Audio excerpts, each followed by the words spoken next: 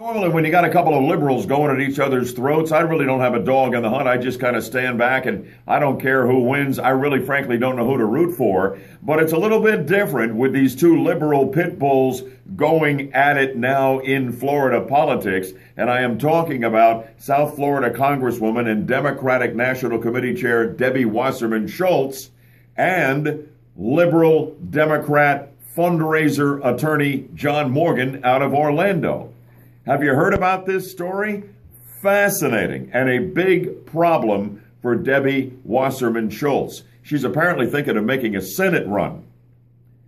And she has been taking a lot of criticism from John Morgan and, of course, getting no financial support from him because she was a vocal critic of his medical marijuana Amendment 2 campaign that fell just a little bit short of being passed by the voters last November. And Morgan was angry that she wasn't on board with him. She didn't like the idea of medical marijuana. She thought it went down a slippery slope toward full legalization of marijuana and that it wasn't going to be good for kids and it wasn't going to be good for the state of Florida.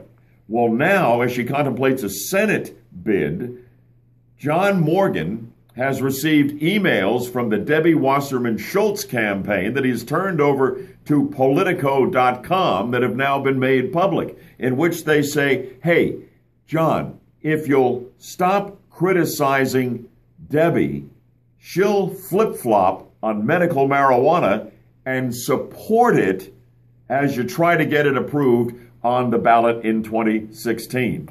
Wow. Debbie Wasserman Schultz wants to run for Senate. The one thing that any candidate is going to have a huge problem with their constituency as when somebody flip-flops like that on a major issue and so obviously does it strictly for political gain. That's going to be a big problem for her. Oh, by the way, the response from John Morgan was classic John Morgan. To the offer to stop criticizing Debbie Wasserman Schultz if she'll flip-flop on medical marijuana, he said, no. She's a bully, and I beat up bullies for a living. So in this case, when you got a couple of liberal pit bulls going at it, I got to tell you, I'm rooting for John Morgan. Never thought I'd say that, but that's how I feel.